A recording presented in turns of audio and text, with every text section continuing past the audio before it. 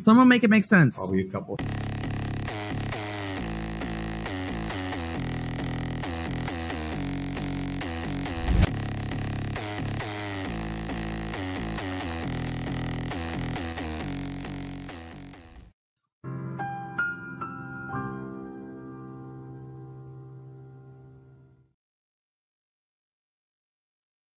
Hello, everybody. How are y'all doing?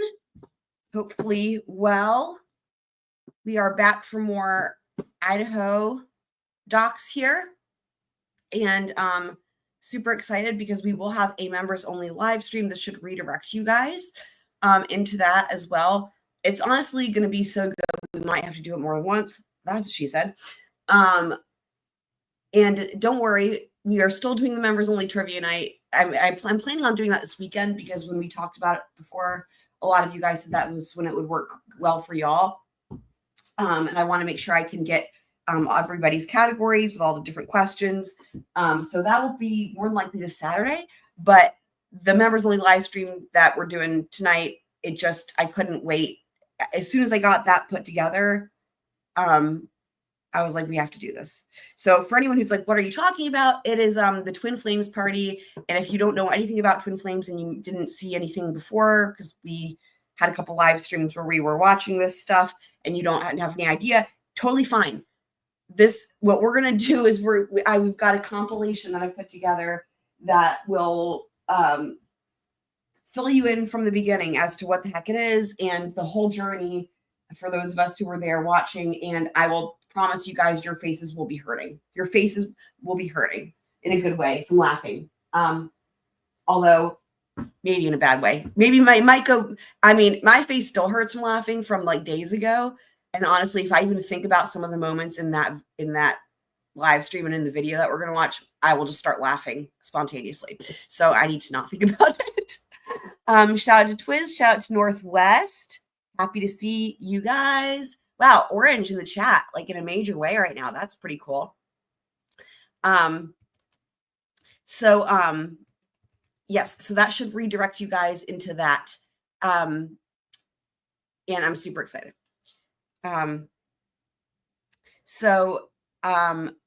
Okay, so we're going to be going through some of these death penalty motions.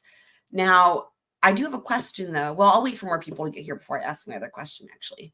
So we'll just go ahead and get right into this one. So we have where we had left off, right? We read the first batch previously. And then now we are on the defendant's reply to the state's response to defendant's motion to preclude the death penalty and adopt other necessary procedures. Actually, did we do the state's reply? Hold on, let me just double check, because I remember very well going over this initial filing. And we talked a lot about how the similarities and differences with Lori Vallow. I don't know that we did the state's reply. Hold on, let me just make sure, because I think some of these posted at the same time.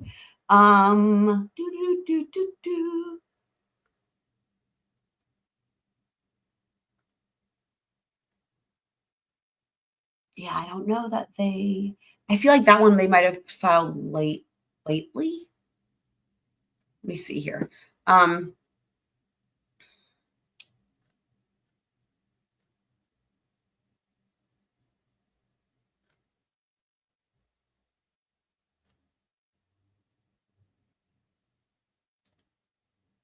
Rule 12, let's see. I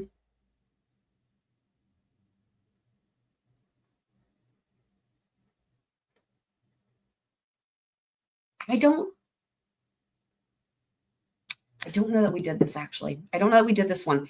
I think it might have been one of those things where we were going to do it and then another slew of docs came out. That probably is what happened. So let's do this first then. Okay, just kidding. All right, we're going to do this first. So then we can do it back to back. So this is, okay. Take that, rewind it back. Finish that lyric if you know the song. Okay.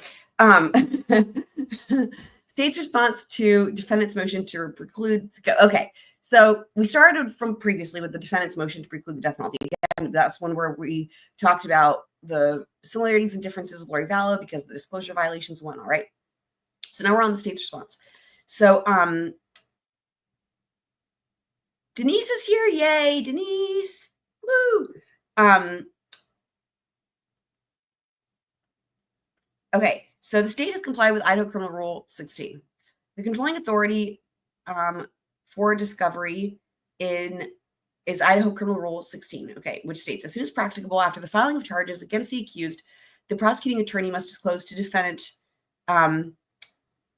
or defendant's counsel any material or information in the prosecuting attorney's possession or control, or that later comes into the prosecuting attorney's possession or control that tends to negate the guilt of the accused as to the offense charge, or that would tend to reduce the punishment of the offense. This rule goes on to discuss that this obligation extends to information in the possession or control of others, right? So we know that. And then 404B information. Under Idaho Criminal Rule 16B, upon written request from the defendant, the prosecutor must disclose 1, statements of the defendant, 2, statements of co-defendants, 3, defendant's prior record. And honestly, this is very similar to other federal rules that we've read before. I'm not going to read all this. Under Rule 16, there is a continuing duty to disclose, which continues even through trial. Okay, they're citing the rule again. Welcome, James. You guys, if y'all are getting here, get excited for this members only live that we're going to head into here. Be redirected. It's going to be, I don't even know what. It's going to be insane. I'm so excited. Upon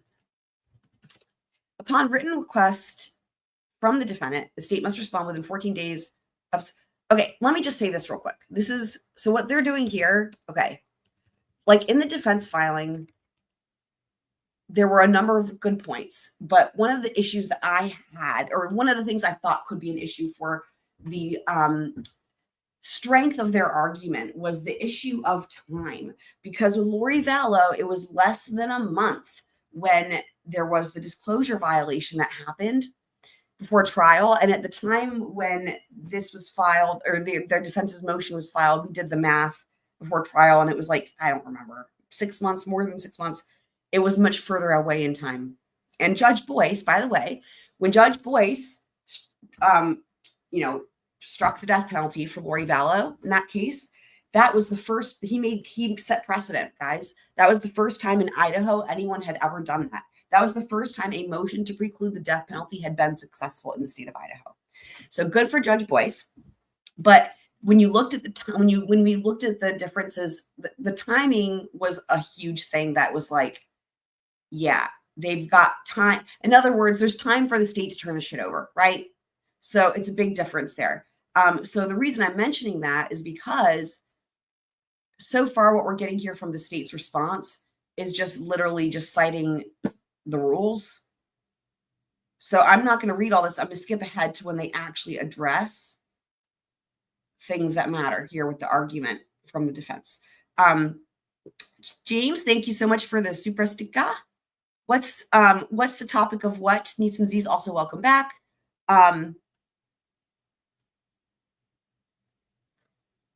Did I see that, or my mom? Okay, yes, I did see that. What's need some Z's? What are you asking about the topic for here? Okay, so okay, the data, the terabytes, do. I mean, this is all just like run-of-the-mill boilerplate. We provided discovery. It's just not.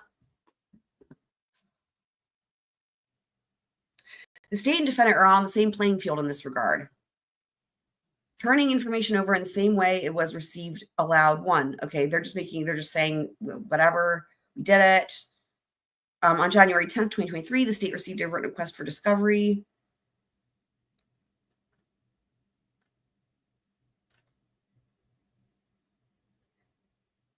Okay, so they're saying they've complied with Rule 16. We'll see. Okay, the state has complied with Brady v. Maryland and its progeny.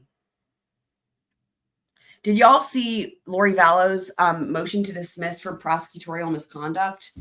Not just that one, but also on her motion to wear like civilian clothing and stuff. She had we covered these recently. She had a couple motions she filed. Anyway, for all these motions, I died. She cited Brady and Giglio. Oh God, it's just so funny. Speaking of Brady, so the members only topic, yes. So that is Twin Flames, which is a cult. You guys are not going to want to miss it. I promise you. I promise you. You will laugh so hard your face will hurt. It will hurt. You will need to replace your face. It's going to be amazing. Yes. It was a whole thing that we, from a few days ago that it was so great. We spent hours and hours and hours doing it. That's what she said. We went back for multiple rounds, and I literally said, I'm going to have to make a compilation video. And anyway, and also there's more videos where that came from because they've got so much stuff. It's just, you're not going to want to miss it. It's, but it's not related. So here's what I will say. The members only tonight is not related to any cases. It's not related to law. It's just for fun. That's what I will say. It's just for laughing and having fun. That's what it is. It's not related to any cases. You don't have to know anything going into it. It's just for fun. And as far as Lori Vallow goes, where it matters here is just simply because it was, the case law that Judge Boyce set precedent with that one when he struck the death penalty from it. So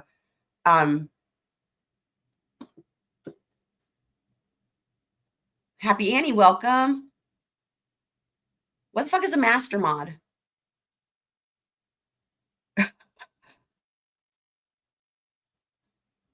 Okay, so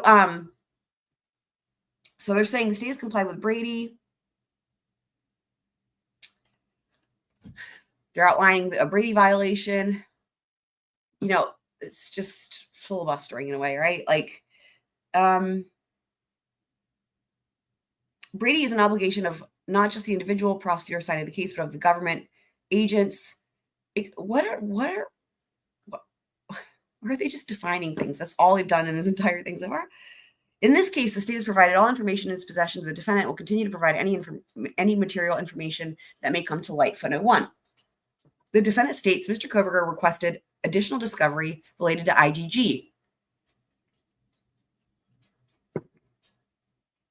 The defendant claims the state has refused to provide this information. However, this information is controlled by judge's sealed order for disclosure of IGG information and protection order. Further, the specific information is not material. It has no bearing on the defendant's guilt or innocence. Any issues related to the IGG are now moot in light of the defendant's motion in limine regarding IGG evidence and the state's concurrence that no IGG evidence will be offered at trial. Welcome, Leslie and Billy.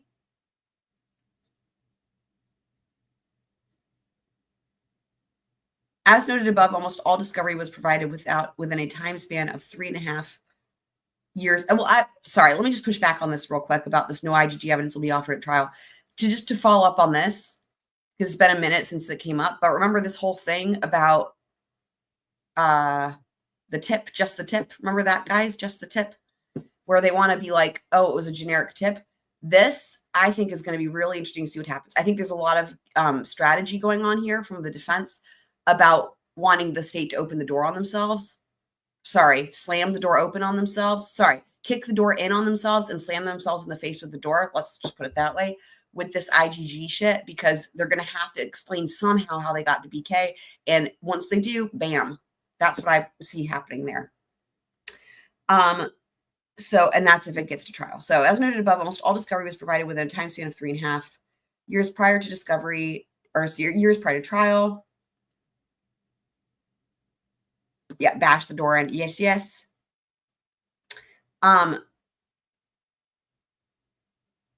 Brady does not require the prosecutor to make a complete and detailed accounting to the defense of all police investigatory work on a case. Okay, let's look at this footnote. So on August 8th, 2024, the defendant was provided a copy of the FBI's OneDrive database related to this case. This included a master list. A master list. I have a master list. It's literally called the master list of items in an Excel format, which was searchable. The defendant argues that the state was not provided contents of various items it intends to rely upon at trial. The state knows the deadline for exhibit lists and witness lists are due April 21st, 2025. In addition, the state has completed initial and supplemental expert disclosures pursuant to the court's scheduling order and January 23rd, 2025 instructions. Okay. Speaking of experts,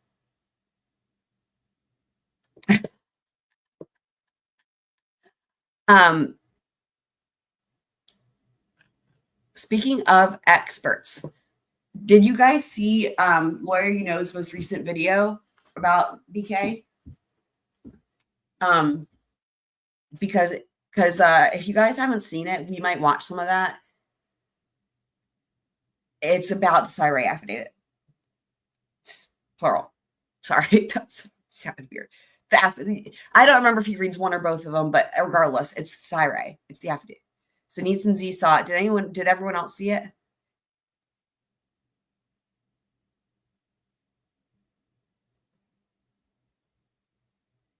Oh yeah, and thank you for asking that. How is Billy? Good question. Thank you for asking that. Let us know how Billy's doing.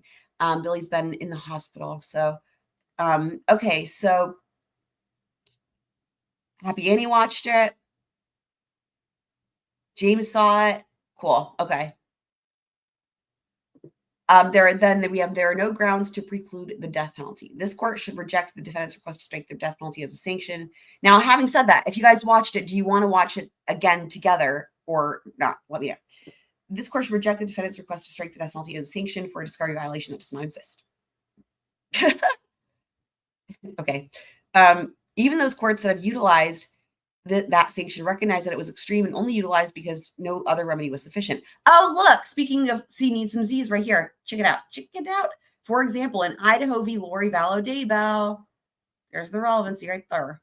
The state failed to timely disclose conversations between the defendant and co-defendant. See YouTube. Judge grants Lori Vallow. Really, state? That's how you're going to do this?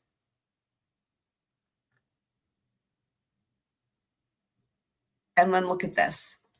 Really? You know, sometimes these are clickable links, right? This is sad. And why is it Bing.com? I have a lot of questions. This is, you know, judges, this is not what you want to be like sending them over to. Like, this is ridiculous. Even when they include YouTube links, usually it's done better. And the formatting here, like, why does it say? Anyway, this is weird. Okay. The state's discovery deadline was prior to February 27, 2023. The state disclosed discovery on February 27, 2023, which the court noted was late. On this date, the state discovered jailhouse recordings. In addition, the state discovered several. So they're talking about the Lori Vallow, right?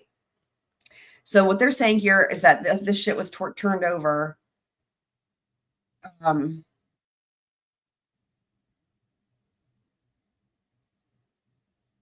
Late, obviously. But here's the thing, and this is what I mentioned, right? Here we go. The defendant's trial was set to begin on April 3rd, 2023.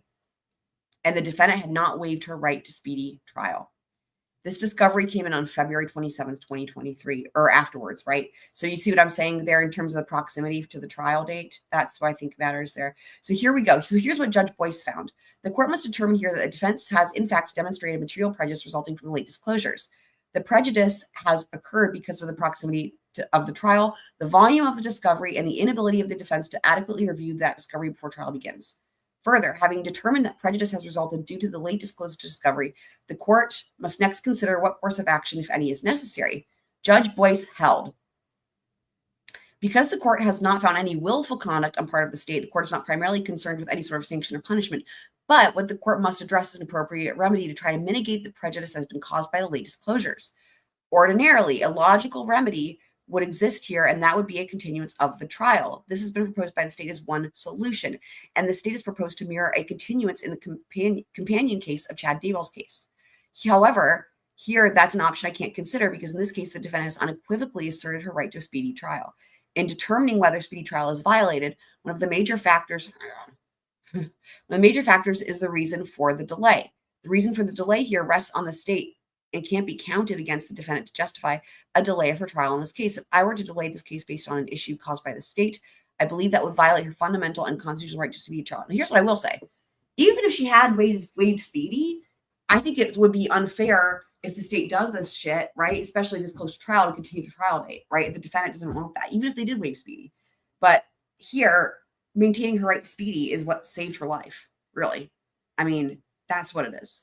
That's what it is. Official, welcome. Official, are you excited for the members only? Are you excited? Are you excited? Cool. Okay, good. Thank you for that input. Happy Annie says, wouldn't mind watching it again. Cool, cool, cool. And Need Some Z says the same thing. Sure, it wasn't long. Yep. Same. I've said it before and I'll say it again, right? The last video he did on BK was a while back, but like, or the one that we talked about anyway, to my recollection. Like, for example, okay, let me just, when Judge Hippler denied all the Franks and all that. And remember when I was like, this is the maddest I think I've ever seen him. Anyway, I really love Lawyer, you guys know I love Lawyer, but I agree with what Neeson Z is saying. It was short and I think it was really interesting. So we can definitely watch that. James says sometimes I just come, oh, you come here just to hear me laugh. That's really funny. Well, if you want to hear me laugh, stick around for the members only. In fact, the laughing so hard that literally I will struggle to breathe as I'm watching it and literally in the video. So, welcome, Mikey.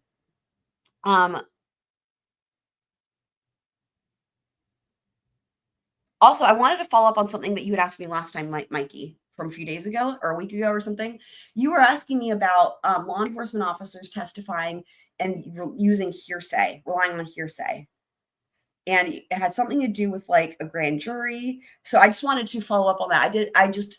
I was thinking to myself that what really might have been going on is it might have had to, because we were also talking about being qualified as an expert. So I wanted to just follow up on that, which is this, that there's also a bit of an overlap there because expert witnesses, regardless of if they're law enforcement, can rely on hearsay. And so part of it might have been that by asking for how long someone was like a law enforcement officer, they're trying to establish whether or not they have enough experience to qualify them as an expert. And the reason that, for example, the state would want to qualify them as an expert or anyone as an expert, right? One of the reasons is because then they can rely on hearsay. The other thing is that law enforcement officers can rely on hearsay for a probable cause. That has nothing to do with being an expert witness or not. Just law enforcement officers can rely on hearsay for probable cause. And then other than that, right, expert witnesses, including law enforcement, if they are an expert, they can rely on hearsay. So hopefully that also helps.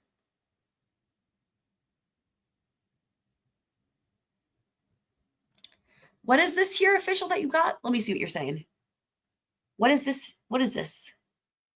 Oh, are you saying hi to everybody? That's so awesome. If that's what that is. Cool.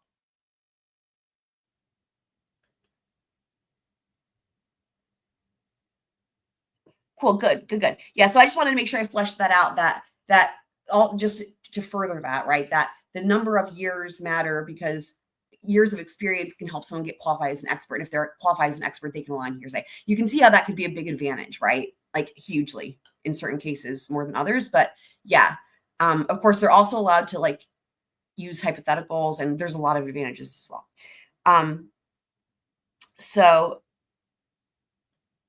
You're very welcome. Very, very welcome. And for anyone who wants to become a member and hang out with us for this live stream and have their faces hurt, here's the link in the chat for that as well.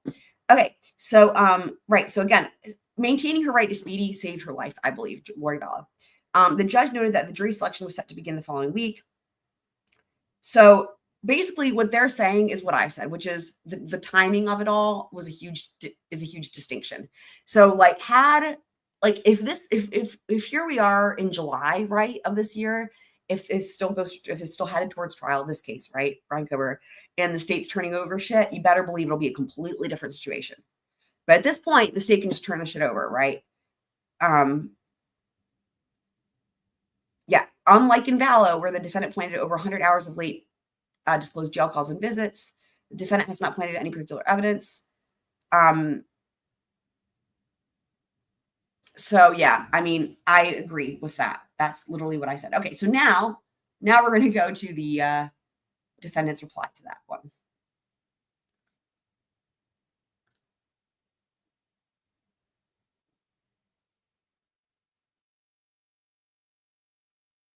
They're citing Lori Vallow again. Let's see here.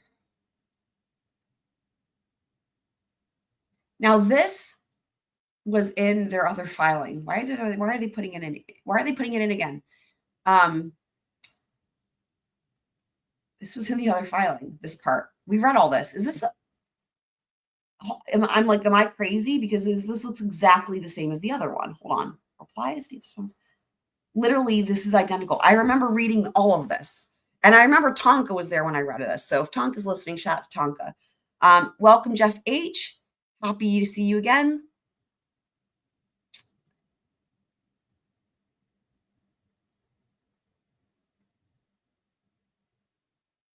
Okay. What is with all of these typos? Look at this.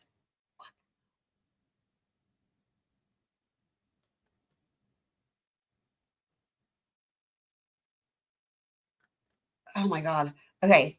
They're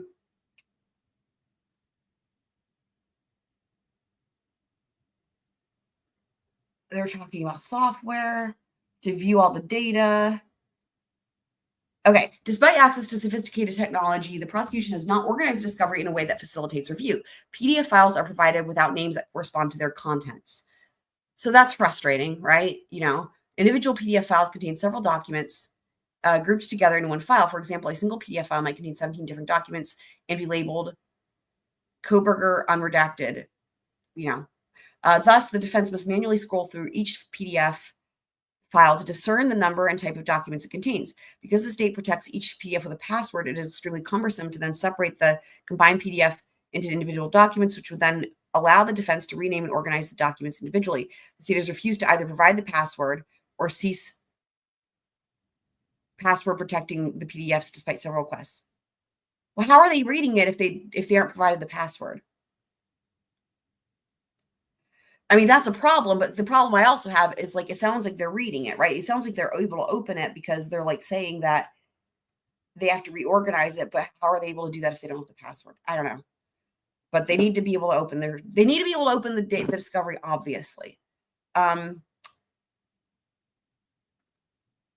I hate to say it, but we see this in every case, and it's just really frustrating, right?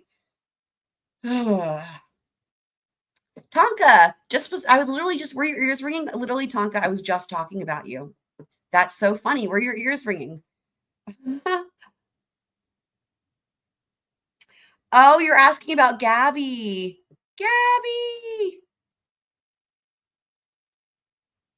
Do you want to see Gabby? We can watch Gabby too. Gabby's so cute. I love Gabby.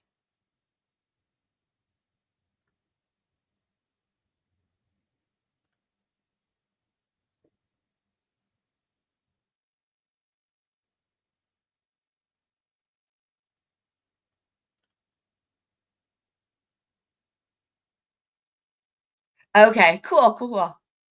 You were watching. Cool. So you must have heard me talking about you. Yeah. So yeah. So anyway, the beginning of this document was like literally copied and pasted from the previous one. So yeah. Without the sophisticated technology that the prosecution has access to, the defense cannot conduct global searches of documents turned over nor tag individuals or topics in order to catalog or group relevant documents together. Oh my God, are they using evidence.com? No way. No way. Oh boy. Okay. Anybody who's been following with Shannon Gardner coverage that we've been doing? Oh no. Oh no. I don't like this at all. They're using evidence.com. Oh no. So, right.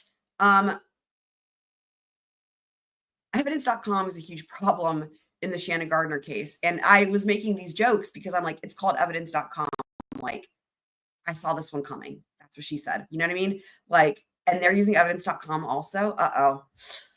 Yikes. Because there's the discovery, the issues in that case with attorney-client privilege being disseminated and the discovery issues are incredible.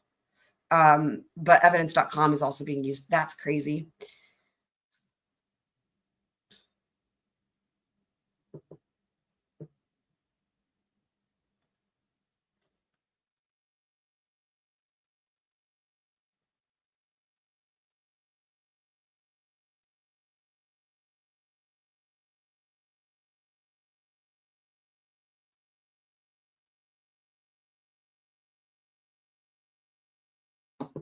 It could become a mess. Yes.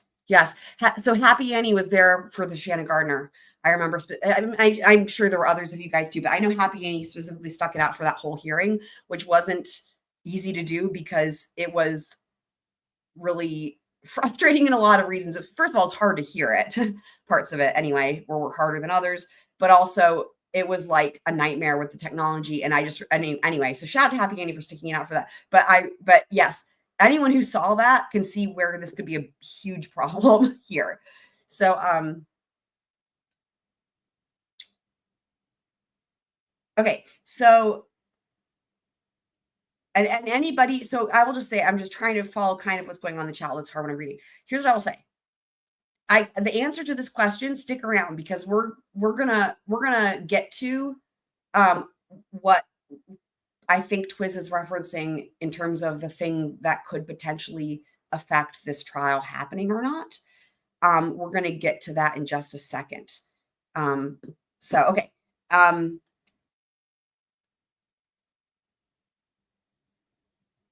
The state's assertion that has provided an index of the discovery is misleading.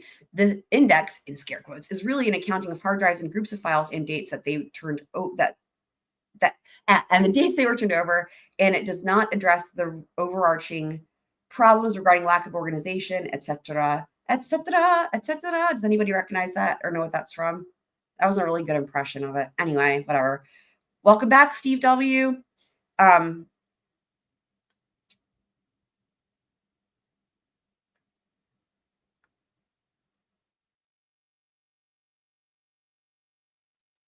Okay, more case law here. Lots of case law, good thing, right? Always. The volume and format of discovery, which has been a constant issue in this case, is the backdrop to the present circumstances requiring relief. The state wants to paint away the problem by reducing it entirely to the size of the case. But the death penalty must be precluded because whether by design or inattention, the defense continues to be inundated with late discovery and late expert disclosures mere months prior to trial, creating an untenable situation. And I will say, again, welcome back, Trisha. I will say that to this end, right? Like, there are bigger fish to fry. The late discovery or the disclosures, honestly, I think now I kind of want to segue into the other thing, and then we might circle back. Because really all of this, like as I'm reading this, okay, when this first happened, this first initial disclosure from the defense, it was like, I remember reading it and it's like thinking about the late disclosure and like this could be a problem, and it's like, I do feel like putting it into perspective now with what we have, new information, right, from Cy-Ray, it's like, this is not the thing. You know what I mean? Like, this is not the thing.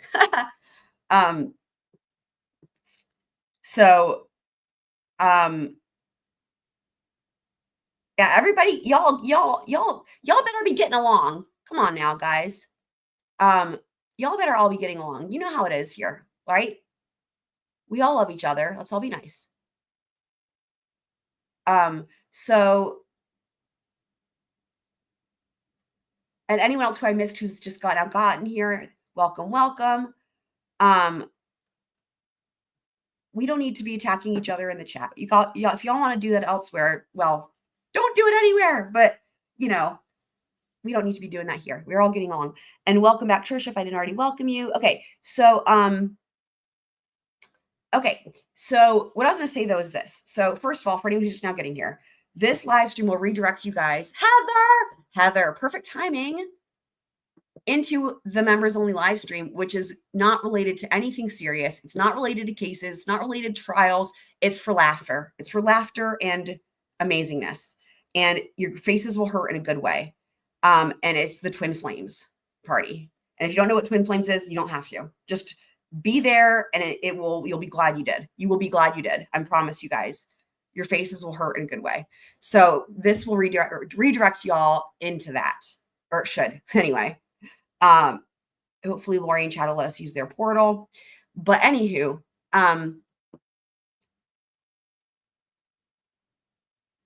yeah, no fighting.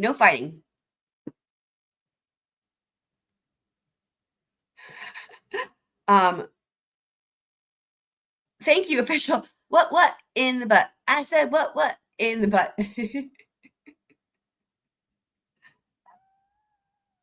y'all are gonna love Black freaking members only. Okay, but so here's what I was gonna say though. This is the perfect segue, because as I'm reading this, I'm like, I'm like, oh, I remember the days when I was like, wow, the discovery violations, and now I'm like, yeah, that's not even the thing anymore. So you know what we can do is we can watch GABBY. We're gonna do GABBY, and then we're gonna do the other thing. So speaking of GABBY, so that was a great idea though, from James. So let's do this.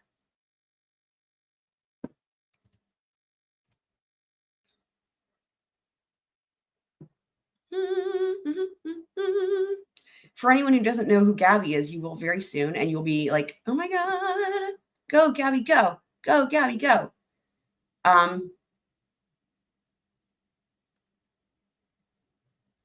Oh my God, she's so cute.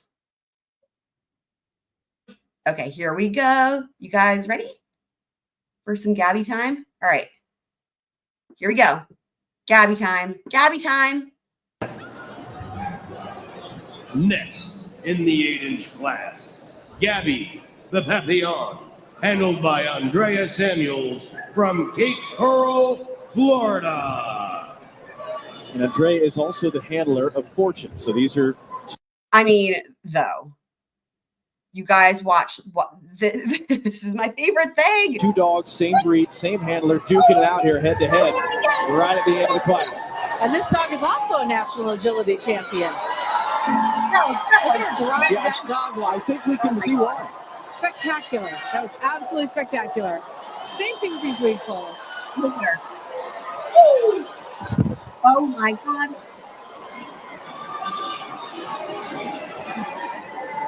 We can't hear Andrea at all, but she is definitely talking to her while they're running this. Wow. Wow. That was spectacular. Absolutely breathtaking. Now you see why they're national champions. Watch this dog. This dog just keeps accelerating. That's not sped up video. That is real time. Sure feels like they sped it up, but that is not what happened. And watch these weed poles. She really hunkers down a bit going through them and just drives through those poles. Andrea is saying a lot to her while they're out there running, but a lot of her body language. In the 12th, she's just so cute. And I love how she's like not heavy enough to make the teeter-totter thing go. She needs a little bit of help with that. So isn't she just so cute? Isn't she just so cute? One more time. One more time. She's so cute. handled by Andrea Samuels from Cape Coral, Florida. And Andrea is also the handler of Fortune. So these are... She's so excited. 2 dogs, same breed, same handler, duking it out here head to head right at the end of the class.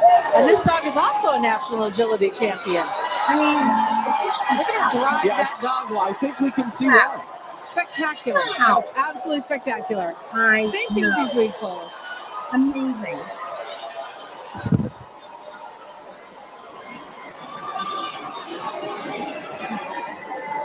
We can't hear Andrea at all, but she is definitely talking to her while they're running this. Wow. Wow. Amazing. That was spectacular. The crowd goes wild. I love it. Okay, so that's GABBY. We love GABBY. Too fast. Welcome back. GABBY has legal attachments of wings on her head to make her right. By the way, Too Fast was there for the initial round, or some of the initial round of Twin Flames. For anyone who, again, who's just now getting here, this will redirect you guys here relatively shortly into our members only live Twin Flames party. Be there and be ready for your faces to hurt. It will be amazing. So, okay, so now, we are going to watch this video because you guys requested it, and for anyone who has seen it, but if you haven't seen it, okay, either way. So this is the most recent lawyer video talking about the Syrie affidavit. So we already covered the Syrie affidavit, but the reason I mentioned this is because so that you guys can see his reaction, right? Because you guys saw my reaction. I'm sure you've seen other people's reactions, but Lori, in my opinion, and is honestly the most balanced and neutral person probably on YouTube. Like, I strive to be like him for that. He's so objective and so fair.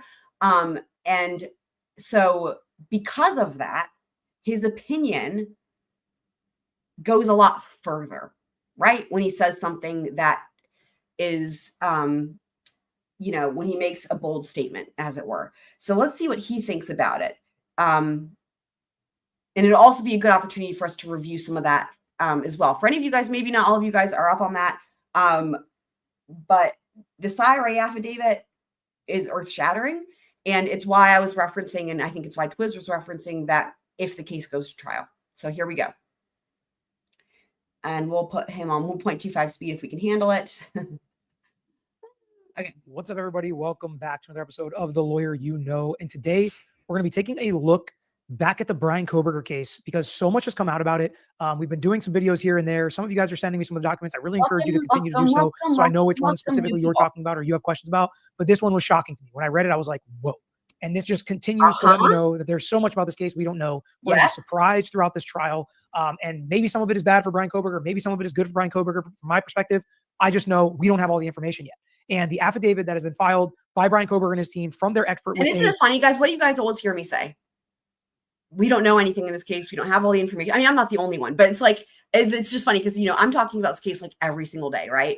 And, Lawyer, recently, he's got a lot that he's doing, right? So he's been covering Kohberger, I don't know, maybe once every couple weeks or something. So it's just really funny when I hear something like that. I'm like, literally, that's me like every day, like, we don't have any information. And like I always say, in this case, we have less information than other cases pre-trial, like by a long shot. We have basically nothing. We're getting more, but we still don't have much at all. I can't even explain how much experience and expertise this guy has. For him to come out and say what he said about the prosecutors in Bryan Kohberger's case shocked me. So we're going to take a look at that affidavit today and see if this is an indication of a bigger picture and bigger argument we could see coming. Totally did. And the other thing is this, I will say, again, I can do whatever, make my squirrel calls, scream from the rooftops.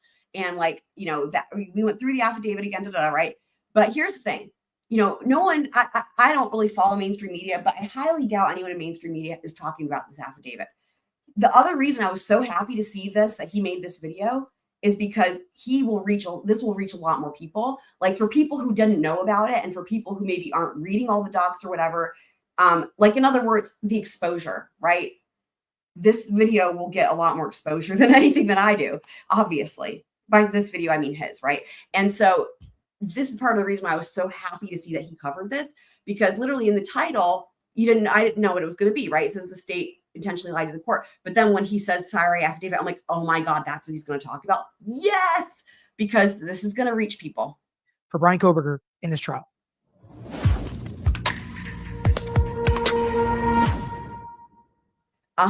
Yep. So this was filed on March 26th. And this is the notice of filing affidavit in support of the defendant's objection to the state's motion in limine regarding the AT&T timing advance records. And what's going to be important about this is what he has to say about the process and procedures. We're going to read through like what kind of an expert this guy is. First off, it's CyRA. We've already heard about him and talked about him before, but in case you haven't, we're going to get a little bit of his background here. But the interesting part is there are pieces of evidence throughout this case that the defense has said it's impossible for it to work like this, or they must have gotten more, or they couldn't have done it that way. And we know somebody has come before the court and told them it was not done the right way.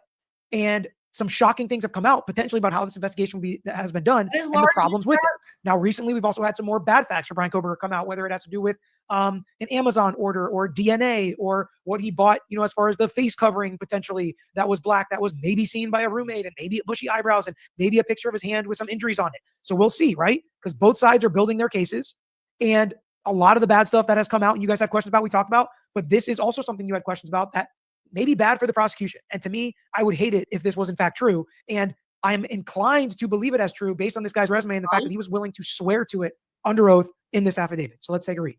Comes out Bryan Kohberger, buying through his attorney of record, and hereby filed the accompanying affidavit of CyRA in support of their objection to the state's motion in limine regarding the AT&T timing advance records filed with the court on March 17, 25. This affidavit is filed pursuant to the court's March 18th order denying the witness testimony at the April 9th hearing. So here we go. I am an adult over the age of 18, personal knowledge of the facts in this affidavit. I've been working in the field of call detail record analysis for over 25 years. I became a certified police officer in the state of Arizona in 1996. I worked with my first set of AT&T records in 97. I spent nearly 20 years in law enforcement. in the primary role of a detective. I have worked hundreds of death investigations and consulted on over 1,000 homicide cases in my career. In my role as a detective, I gained extensive experience utilizing call detail records and exploiting cellular networks for investigative related purposes. In 2014, I retired from law enforcement and started a business called ZX that created software for law enforcement to map and analyze call detail records. As part of that business, we maintained software that supported every known call detail record provided to law enforcement in the United States. To date, the system has analyzed over 3 billion, that's with a B, calls from call detail records provided by cellular phone companies in the United States. In 21, LexisNexis purchased ZX. Congratulations to you, sir. And to date is still using and selling the software I created. As a result of this experience, I have worked directly with engineers at the cellular phone companies for over 2 decades and am intimately familiar with the type of data they maintain in the normal course of business and provide to law enforcement through a legal demand process. I mean, think about this for a resume for a defense expert. In addition to my law enforcement experience, I have instructed classes on utilizing cellular records in criminal investigations for nearly 20 years. I have had over 30,000 law enforcement officers attend these courses. Now, I want to real quick. Remember, to everybody, Twiz is a co-host. He can pop on anytime. And you know, I'm saying that because this is his baby, right? As it were, right? The CDRs and the SIRE of it all. So Twiz, just, you know, if you feel so inclined. Presentations on this subject matter. In 2014, I created the first geolocation cellular investigation subject matter expert course in this field, offered to state and local law enforcement officers. As a result of this work, I have established well-known and used best practices within the discipline of call detail record analysis. Over 1,000 law enforcement agencies have attended my courses on the subject matter of cellular record analysis, to include FBI, ATF, U.S. Marshals, DEA, and DHS. You may have heard of them, right? Through my work in this discipline, I am regularly consulted by the prosecution on investigations around the world. I love it when he does the finger, Lori, you know, the little finger. When I am regularly consulted by the prosecution on investigations. I love it. I love that. It's so funny. Investigations around the world.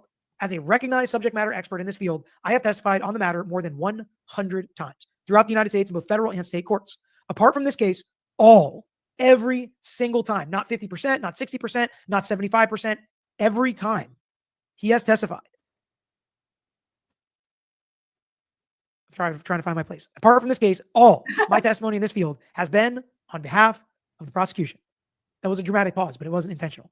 It is only in rare cases and circumstances I have ever considered working on the side of the defense. So you may say, how's that possible? Well, maybe he's worked on the side of the defense before, but he said every single one of his testimonies, all of his testifying has been done for the prosecution. So maybe he's consulted with the defense or talked to a defense expert or defense lawyer. But if he testifies in this case, it would potentially be the first time he's ever testified for the defense, which matters when it comes to bias. He isn't some hired gun. He isn't some shill that just says whatever you want him to say. I have worked extensively with timing advanced data from the cellular phone network providers over the past 15 years. I have testified to the use of timing advanced data numerous times. I have created and taught hundreds of classes on this subject matter to law enforcement. I am extremely familiar with the type of timing advanced records available from U.S. cellular providers, their retention periods, and the legal process to obtain those records. Timing advanced. Okay, now we're going to talk about timing advanced. Timing advanced records are maintained by cellular network providers that provide a time measurement. This time measurement refers to the amount of time it takes a radio signal to travel from a cell site to a mobile device and back to the cell site. So I'm just to see something really quick. So as far as like some of you guys, I think, are talking about the Elantra, here's what I will say. That we may get, given what we're talking about here with this cell shit, right? Like with what was in the SIRE affidavit, we may be wasting energy on this, like in terms of the Elantra, right? It may not matter. This is the point. This is why we're watching this too, right? Because if what SIRE says is true, this could be over, right? So we may not need to ever worry about the Elantra ever again, right? Now, having said that, if it's not over and if it goes to trial, here's the thing, right? Again, we know so little in this case, but the thing is that there will be experts from both sides to come in and pick apart the videos and the color of the bumper, whatever the fuck, right? With the Elantras. And so, in other words, we don't have to worry about trying to do that ourselves, essentially, right? I say that because, you know, how much time have I spent on the maps and the timeline and everything, right? But, you know, it is again, especially at this juncture, you know, I just want to see what the state says, but this is things could take a turn, people. Things could take a turn. When the signal travels at a known constant speed of light, Right. it is possible to use the measurement to determine the distance the mobile device is from a known cell site. And you can start to understand why they're using it. He's an expert. He's doing a good job of helping even somebody like me, who's not an expert or understanding these fields, understand it in a simplistic way. That's important for an expert. When multiple cell sites record time advanced data in short periods of time, it is possible to use. Right. So here's the thing.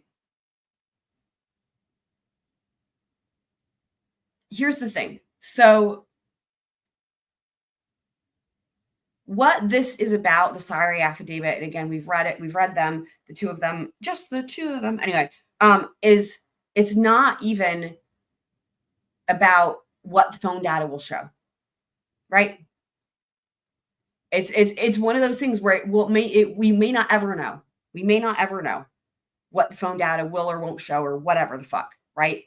It's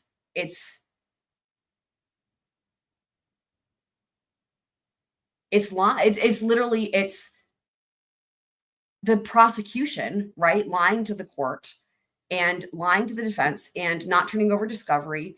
And, you know, and again, we went over on a different live stream, the different standards there for a dismissal with prejudice, right? And what could become the clincher there is it exculpatory or not? Now, when it comes to that, then that is where the question may be asked, what does the data contain, right? That's where that might come up. Because if we have to then assess, is it exculpatory or not, then they're going to have to get into it. They're going to have to get into what the data shows. But at least initially, Syrie is saying it's exculpatory. We don't know what it says, right? But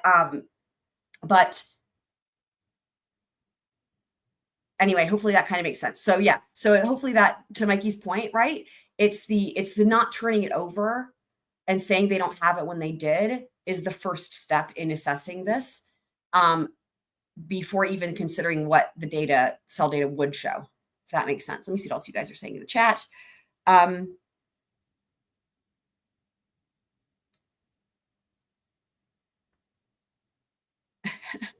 Heather.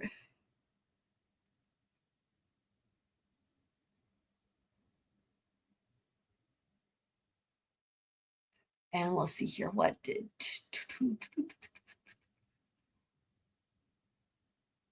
Right. Yes. Potentially exculpatory. Right. So that's the... So Syrie does say it's exculpatory. So, and that will be the test though, right?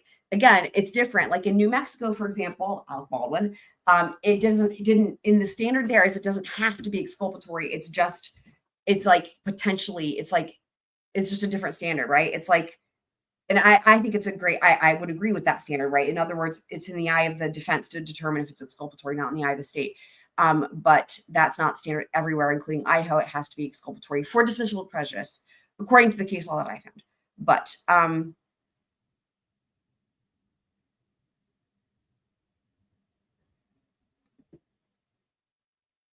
and that's a good point. AZ says, I love the green, is that it would not just be the prosecution lying, but it would also be AT&T. Yes. And I think that is brought up in this as well, that that there is somebody who lied under oath as well from AT&T. I do believe that's in here. And Brett Payne testified to seeing it. Yes. Tiny waterfalls. Tiny waterfalls. They're coming up soon, guys. They're coming. The tiny waterfalls are headed our way. Y'all are going to love it. It's going to be amazing. Don't go chasing them. By the way, that was my favorite thumbnail of all time for this members only live stream that we're going to have here shortly. Okay. Use triliteration to determine the location of a mobile device. The use of timing advanced data in this matter is one of the most accurate ways for law enforcement to locate a mobile device. Given these records are available in a historical context, I'm going to put them on normal speed. Possible to conduct an analysis of timing advanced data to pinpoint historical locations of a mobile device at a given date and time. It is also possible to determine routes of travel, stagnation, and when a mobile device is powered on and off. So you can start to understand how it might be used in this case. As a result of its accuracy, requesting timing advanced data has become a standard practice for all law enforcement in the United States and is regularly requested through legal process relating to a criminal investigation. And frankly, he has helped. Yeah, and of course, I do find that interesting. It's not the only way, as we've talked about, right? It's not the primary way. I thought it was interesting that that was included because yes, it can, but it's really not the best way to determine on-off. Helped with that. He has trained people on that, how to get it, how to use it, how to testify about it. And he's testified about it himself. So he knows about it. Gosh, Yes, my Heather. ear is, Yes. like, still Yes. I feel like it's still not popped from the airplane days ago. In advance of 2021, I was So approached by an excited. FBI agent to assist in analyzing a type of record set identified as AT&T Timing Advance Report. And it was the first time I was made aware of this type of data from AT&T back in 2021. Upon request, I can provide the date, time, and location and FBI agent I assisted with the record set. So not this case, but this was his first experience. As of the year 2021, AT&T had not officially released a timing advance report to law enforcement. Therefore, the ZX software program did not yet support AT&T timing advance record. As a result of this interaction with the FBI, I obtained a copy of the timing advance report from the special agent and forwarded it to our software engineers to write code within ZX system to support future uploads of this timing advance report format. The people that do this type of stuff sound so smart, right? I just forwarded it to my guy to write some code, and then we fit it in there at ZX. The next day, I was informed by the special agent the AT&T timing advance report was not supposed to be released / viewed outside the FBI, and that the individual requested I return the report and not have any software developed to support the data they had shown to me. I did return the report. However, due to the interaction explained here, there is a paper trail documenting the facts of this interaction. I have firsthand knowledge that AT&T was providing the FBI with timing advance reports prior to August of 2021. So now is when you start to get a little bit of a side eye. It's like something sounds off here. AT&T legal demands. During my career / careers, working with call detail records from every cellular provider in the United States, I've been involved with thousands of cases in which call detail records are obtained from these companies, leading the way in the establishment of best practices within this field. What are you saying here? Too fast? Hold on.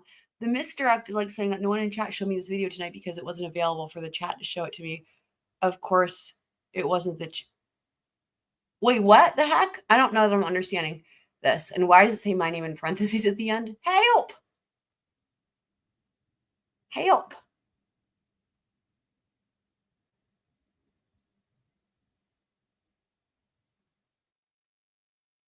Are you quoting me? That doesn't. I don't know what you're talking about there. Too fast. So.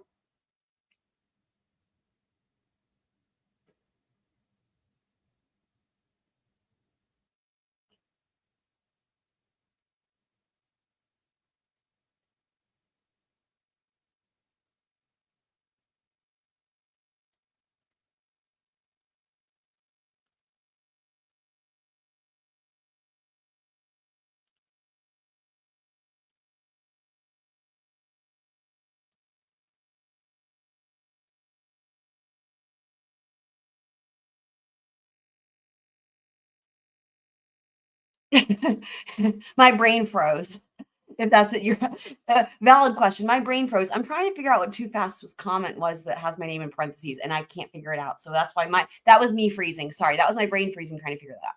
Field of investigation. I wrote and provided custom search warrants for every provider and distributed them to thousands of law enforcement officers in the United States, assisting them in the legal process of obtaining the vast and ever-growing amount of data sets offered by cellular providers. I mean, it's just, growing. What our cell phones have in them is crazy. I have worked with the AT&T Global Legal Demand Center for over 15 years. I have firsthand knowledge that the AT&T Global Legal Demand Center is one way, in bold and italics, not the only way for law enforcement to obtain call detail records from AT&T. That's important.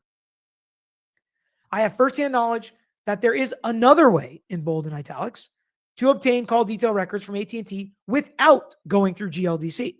Over the course of many years, AT&T has had several different programs in partnership with federal law enforcement, primarily the FBI, that allowed for call detail records to be disseminated to the FBI without going through the standard GLDC process. So that's important, right? So of course, Sire put in bold and italics, right? Another way and without. So that's important, right? Obviously, that in other words, the GLDC is like just a distraction from the real issue, right? Like, in other words, the state is like, oh, GLDC, right? GLDC. Look over here at the GLDC, right? But you know, it's weasel activity, guys. It's just some weaseling going on. I still don't understand what that comment was that had my name in parentheses. But anyway, yes. So that's why Cyray is making it clear here that that's just weasel activity. Because, you know, yeah, there's other ways, people. First AT&T timing report I was presented and had a chance to review and become familiar with in August of 21 was obtained from AT&T through one of these programs, not through GLDC. So he himself has gotten AT&T timing reports through other means than the GLDC. I have been involved in numerous investigations where AT&T call detail records were obtained through these AT&T programs outside GLDC. I have firsthand knowledge and experience in working with individuals at AT&T associated with these other programs. And here's my point. I don't think this guy would lie about this. And I don't think that he would swear under oath if he was going to lie about this. This is his career, reputation on the line. It doesn't make any sense for him to lie, which is why I tend to believe what he's saying here. Thank you, Trisha. Thank you. Thank you. Thank you. Trisha's saying that Too Fast is giving an example of how the state lied using the chat as an example. Okay. Thank you. Thank you, Trisha, for making that make sense for me. One such individual is Boyd Jackson. Mr. Jackson is a program director at AT&T who manages many of the programs I'm referencing. Okay, so this is the dude from AT&T, Boyd, this Mr. Boyd Jackson, right? Especially, I think it was UAZ who said that someone from AT&T would have had to like have known about it or lied about it. Here's where we get to Mr. Boyd Jackson. Mr. Jackson is the primary contact for the FBI when requesting records outside of the standard GLDC process. You think defendants and defense attorneys can get it out in these processes too? Do you think the FBI makes it as easy for them to order these things if they want it on a witness or if they want it on their own client? It's a rhetorical question. GLDC disseminating Wait, time. This is a rhetorical question. Hold on. Me. You think defendants and defense attorneys can get it out in these processes too? Do you think the FBI makes it as easy for them to order these things if they want it on a witness or if they want it on their own client? It's a rhetorical question. GLDC disseminating timing advance reports. You know what's really funny? Again, y'all know I love Larry, you know. I noticed in this video, and I've noticed it before, but it's in this, you'll hear it in this video. Whenever he says we need to do this, we do that, he's always says we. He's grouping himself in with a defense attorney. It's the funniest thing, right? Because you know he's a civil attorney. Y'all know he's civil, right? His dad is a defense attorney. Shout out to Papa Tragos. But I love that whenever he says we, he doesn't even group him, like when he's just speaking, right? Naturally, the category he puts himself in is defense attorney. It's hilarious to me. And I think it makes sense to me because it's like, that really is his mentality. And recently, you know, he specifically said something about, and I think it was when covering something related to Karen Reed, and one of Judge Bev's horrible decisions, right? And he was literally like, this is why I could never be a defense attorney. Like he said, like, he's like, I'm too type A. He's like, I couldn't handle the injustice. I could not do it. Like he says, in order to be a defense attorney, you have to get used to the injustice over and over and over again. And it's just like too much. And I'm like, that makes so much sense because yeah, anyway. But I just wanted to point that out because you really get that sensibility from what he just said here, right? About the rhetorical question. But also shout out to Papa Tragos. What are you saying, Twiz? Stop the show? Why? And frankly, this guy who like only works with prosecutors except on certain occasions, it would be nice to have him work for the defense more so that we can get information. GLDC disseminating timing advance reports. The state is correct in their claim that AT&T GLDC did not provide law enforcement with AT&T time advance reports until May of 23. That's what the state said. As a matter of fact, in May of 23, the working group known as GLDC had only begun their storage of timing advance records. The first official release of AT&T timing advance data was not provided to law enforcement until June 15, 2023 by GLDC. In 2022, the FBI obtained AT&T time advance records from another source outside of the GLDC. Hang on, Twiz. AT&T Hang on. timing advance records in the state's possession. Give me a sec. During this investigation, the law enforcement obtained the following AT&T time and advance data. 2 of the victims had AT&T phones.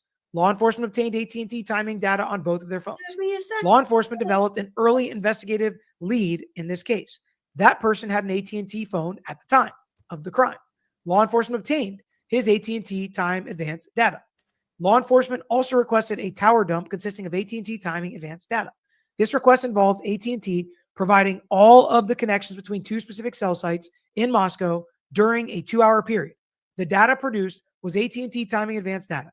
In all, there were over 3,800 AT&T mobile phones identified in the timing advance tower dump data. The AT&T timing advance. Okay, I'm pausing this real quick. So I'm pulling up what Twiz wanted me to pull up. So and if Twiz wants to come on and talk about it, he can, because this was what he sent me. So hold on, give me just a sec. Through the magic of technology and squirrel wizardry. Here we go. Twiz, do you want to come and talk about this?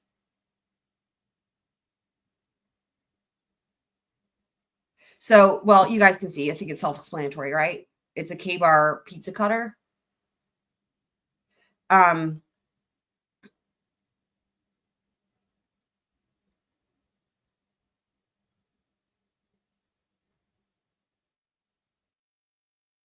So what I will say, though, is like the only problem is that let me see if you're messaging me something else. The only thing, though, is that in the state's filing, right, they specifically mentioned the K-bar knife with sheath with the sharpener and whatnot, right? So unless this comes with a sheath or, let me see if there's a bundle that includes a sheath and a sharpener. Otherwise, they're not, what they're alleging would be the knife, right? So for the bundle pack here, right, you'd be looking at K-bar destroyer ice cream scoop, K-bar lake effect ice. This is interesting. So is this the same brand of K-bar though? Like, is this the same K-bar that makes the knife? Do they just make other shit like ice cream scoops, ice scrapers? Interesting.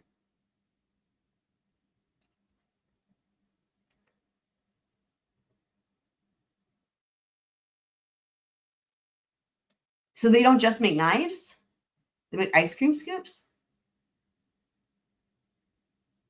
I mean, you guys, that's like not what I think about. When I think of an ice cream scoop, I don't think about this.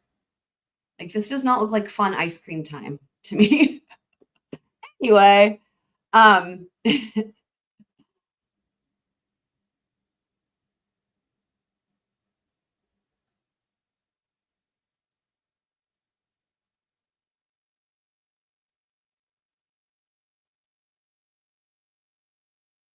K-bar spoon is awesome. K-bar spoon. You mean this one? Has a straw in the handle? What?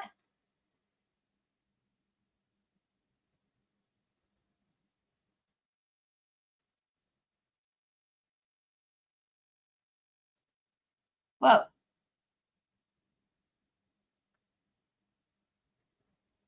heated ice cream scoop. Wow. Okay, so did you want me to do anything else? Well, maybe I need to check Discord. I don't know if I'm supposed to be doing anything else with this K-bar situation. Twiz, are you satisfied? That's what she said. So K-bar is a brand.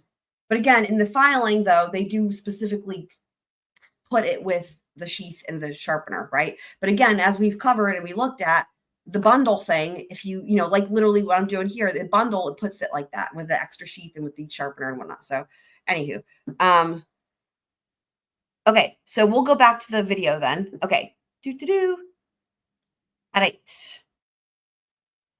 Advanced data was obtained by the FBI using an internal source at AT&T, Mr. Boyd Jackson, who is not associated with the GLDC working group. GLDC was not used to obtain this data. A forensic examination of the AT&T timing advance record in the state's possession show Mr. Jackson's association with the reports. There is work product in the state's possession created by the FBI showing the AT&T time advance data was not only obtained but regularly referenced and used in the course of this investigation.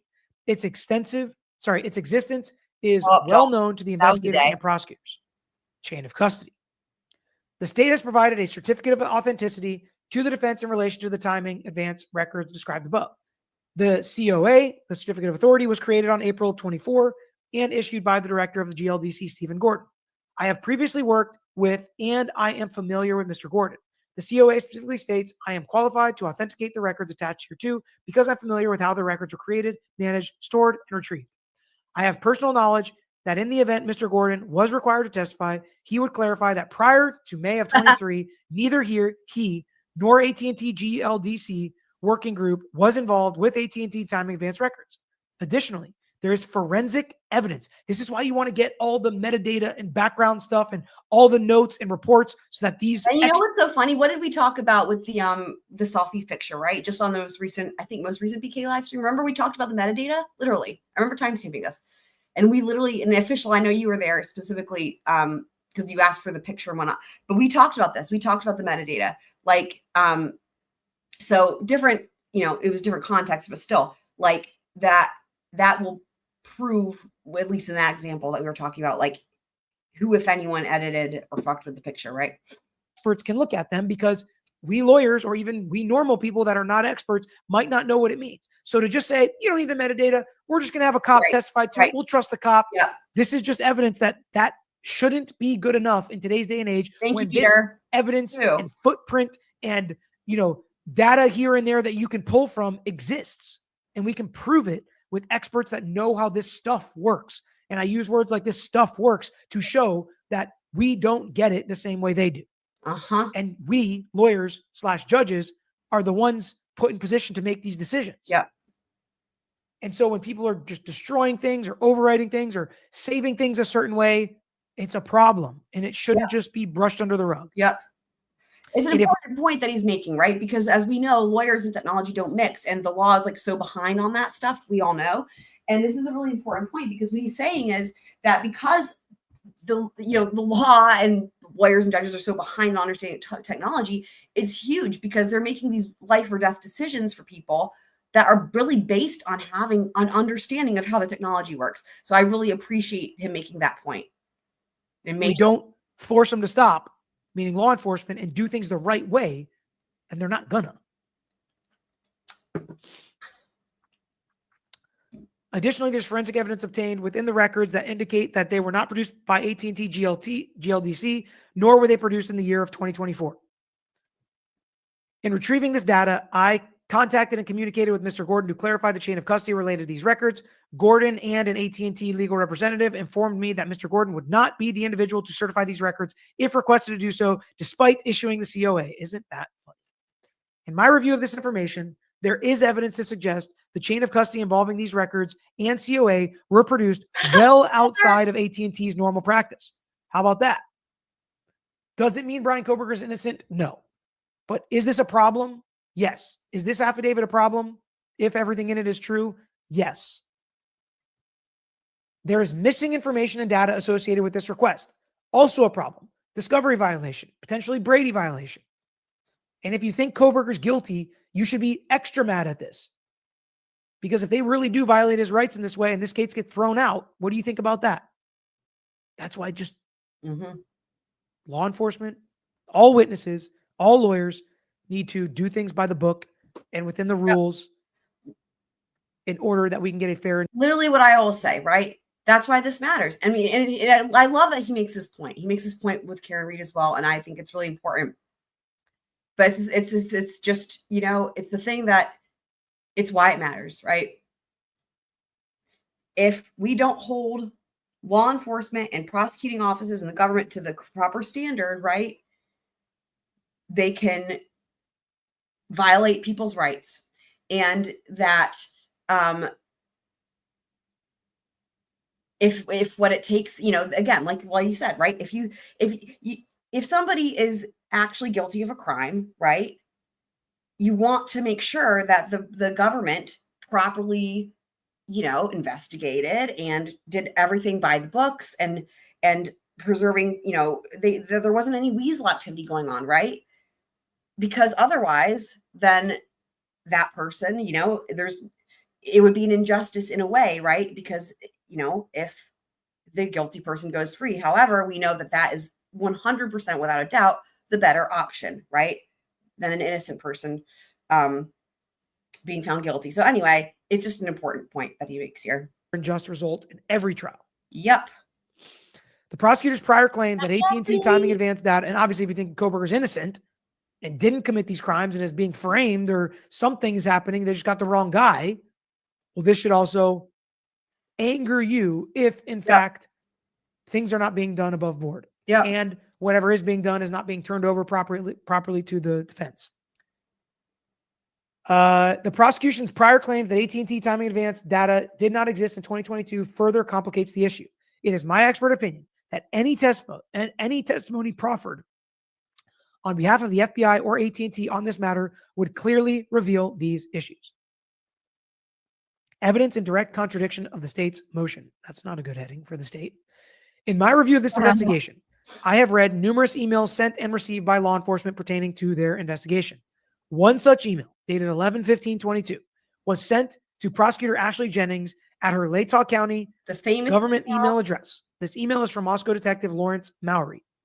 The email is informing Ms. Jennings of Detective Mowry's recent contact with FBI Special Agent Balance. Special Agent Balance informed Detective Mowry that AT&T can provide timing advance data and to make sure it is listed in the search warrant.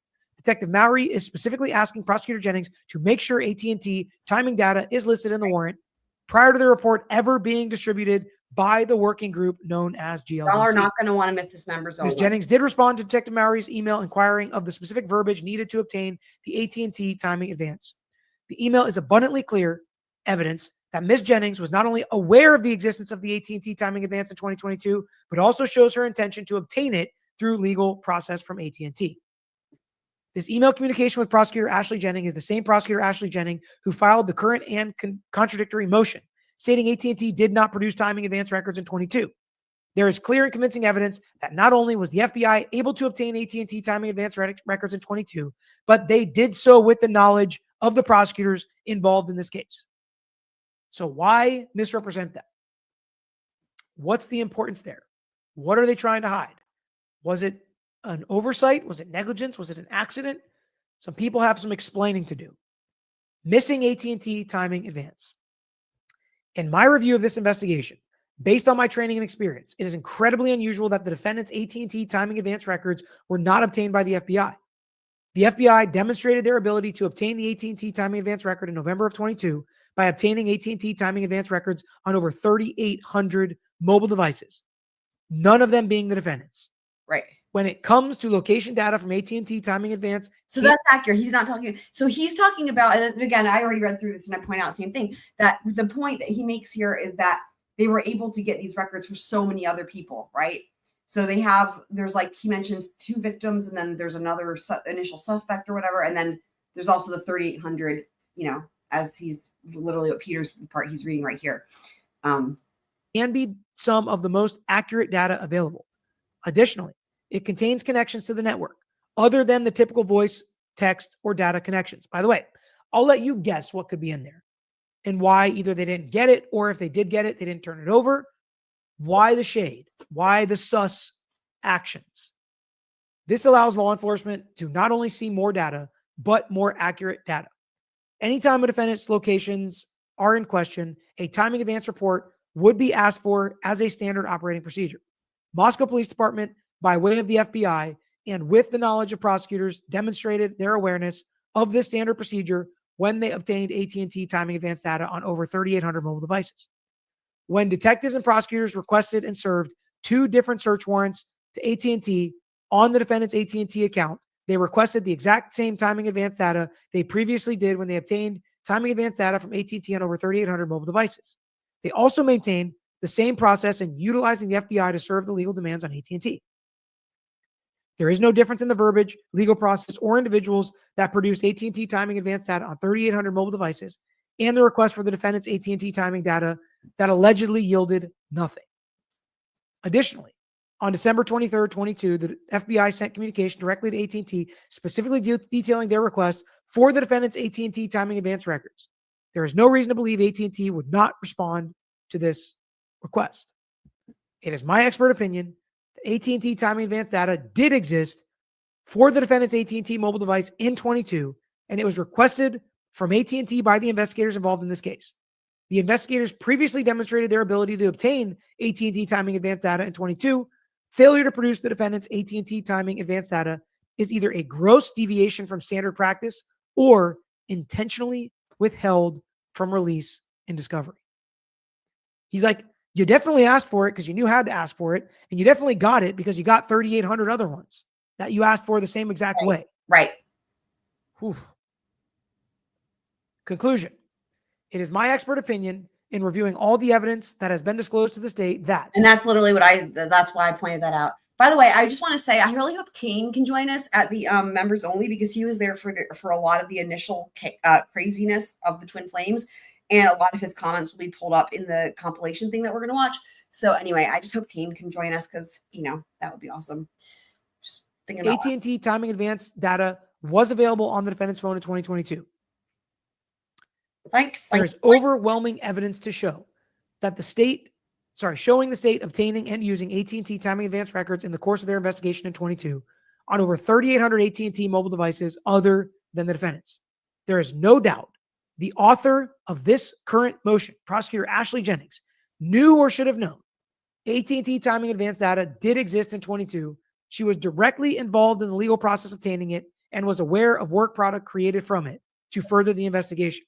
The current motion is a deliberate misrepresentation to the court to further conceal false statements used to obtain probable cause against the defendant and conceal exculpatory evidence from discovery. This right here, folks. Yeah. My highlighter is not working. Starting right here.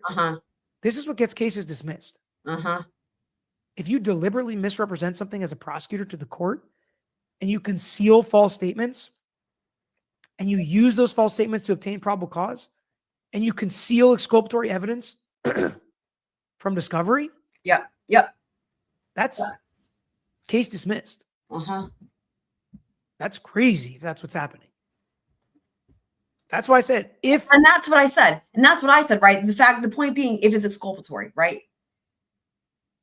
So that's what we have to hope to, if it's exculpatory, yes.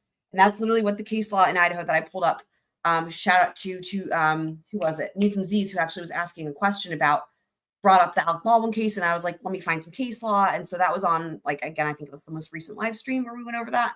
But, again, that's the difference. In New Mexico, it doesn't necessarily have to be exculpatory, but in Idaho it does. But yes, if it is exculpatory, that is it. Dismissed with prejudice. This motion is true. Prosecutors could have some major problems. Now, let's see how the prosecutors respond. Let's see what they say.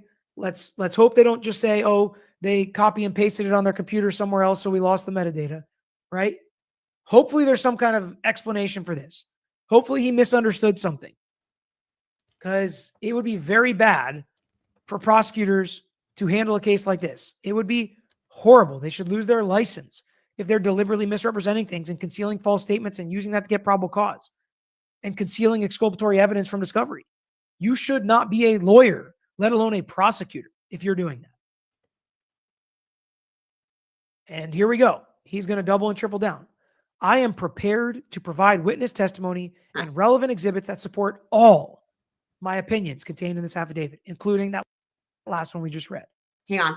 Echoes of clarity, what federal law? That's not true. Well, if you can be more specific, because you're talking about case law precedent, and that we can flesh that out more. U.S. Supreme Court case law, yes, is mandatory binding authority on all other court levels and in all jurisdictions. But other than that, the mandatory binding authority within a state is the state's Supreme Court. So I think the case law that I looked at was Idaho Supreme Court case law. So yeah.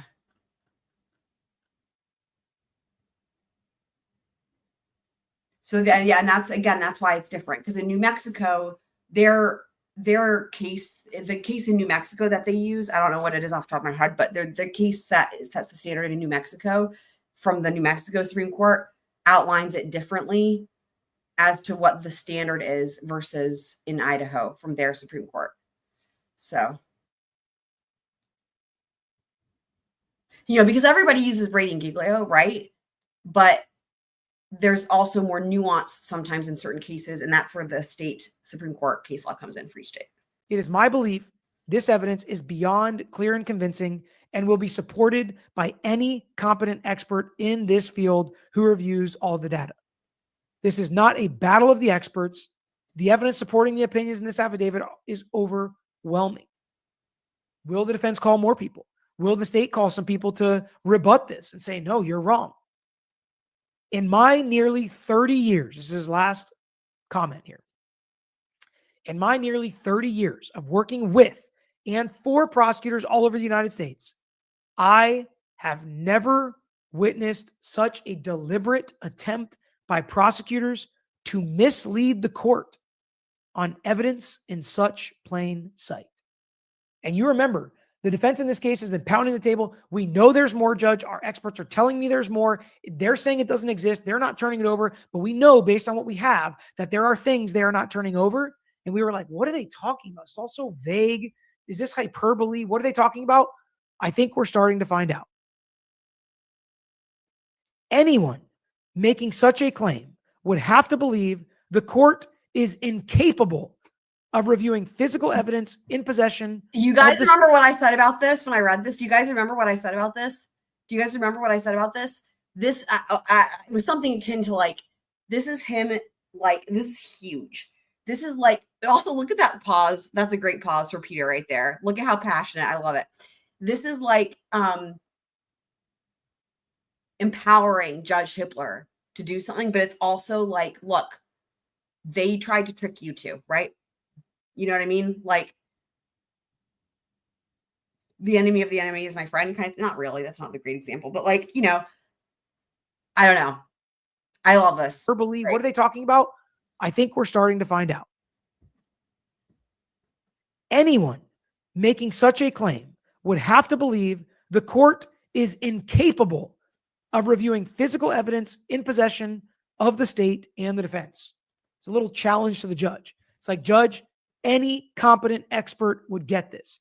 Judge, they think you are incapable of plainly looking at the evidence in front of you.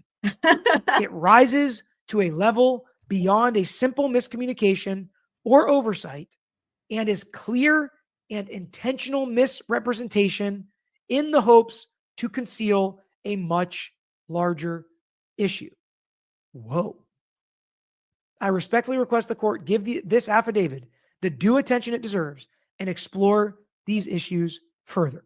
Signed, Cy, prosecution witness for 30 years, former cop, wrote the book on this evidence, has only ever testified for the prosecution. This might be the first time he ever testifies for the defense. Very rarely even considers ever working with the defense. That guy, that Cy, says this was the worst version he's ever seen of a prosecutor deliberately attempting to mislead the court on evidence in plain sight. This is a prosecutor misrepresenting and concealing false statements to get probable cause, and then trying to conceal exculpatory evidence from discovery. If this was a court order, if this was a judicial finding, there'd be no way that, this is too many double negatives, triple negatives I'm using. If this was a court order, this was a judicial finding, it would absolutely end with this case and all charges are dismissed.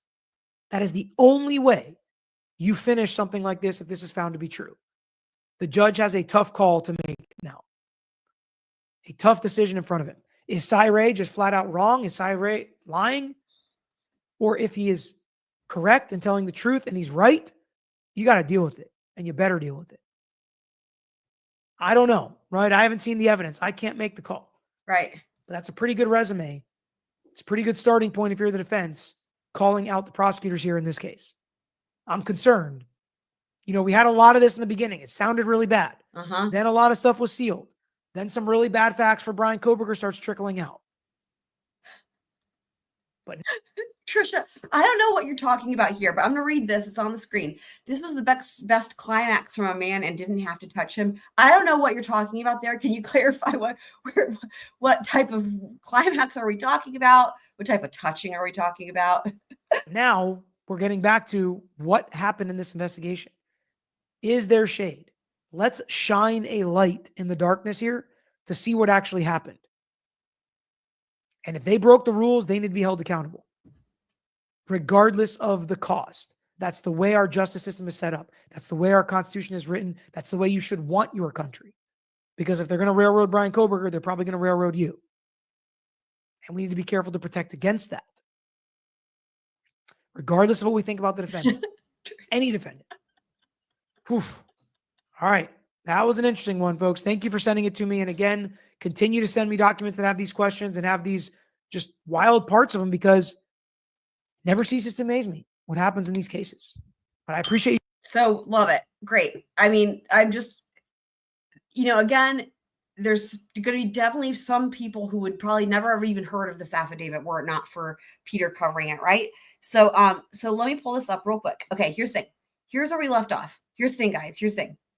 We are on page 8 of 34 of this one, and then we have don't worry, 59 other pages, and then there's like another round of replies. We are going to pick up where we left off here next time. Why? Because it's time for our faces to hurt. It's time for our faces to hurt. We will pick up here later, but for right now, it is time for our faces to hurt. Are you guys ready? Are you guys ready? Was there anything else I needed to do to prepare for this? I think I need more water. I need probably to get some sort of thing ready for my face, like an ice pack. Anyway, okay, this should redirect you guys for the members only live stream. And, but love you guys. Hopefully, I think almost all of you guys, if not all of you guys, are going to be shuttled right on over through the magic of the portal. And I will see you guys soon. And with that, let's get ready for that, for the Twin Flames party, and I'll roll the outro.